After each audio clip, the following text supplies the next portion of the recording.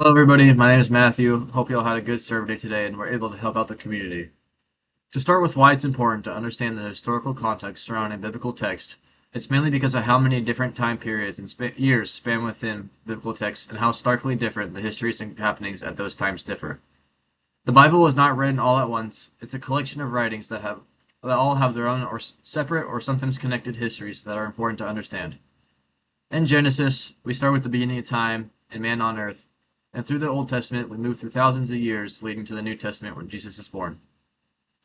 In the New Testament, we see history such as the rule of the Romans and the early movements of the Christian religion.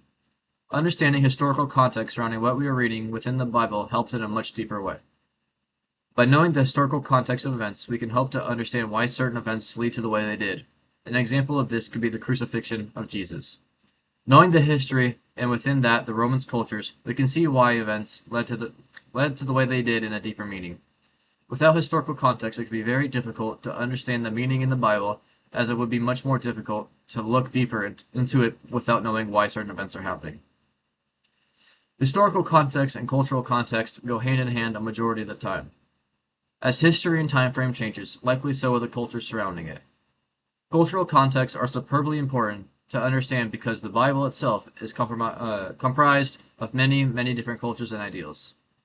By understanding the different cultures within the Bible, which is very different from the current cultures around the world, we can try and understand how events come to happen, and what exactly would have been likely to lead to those events, or why these events are significant in these times.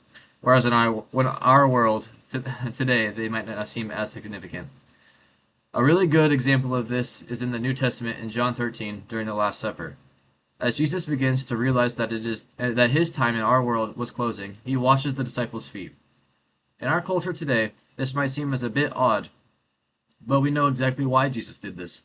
But within the cultural context of the times that this event was happening, foot washing was seen as a lowly job usually meant for servants.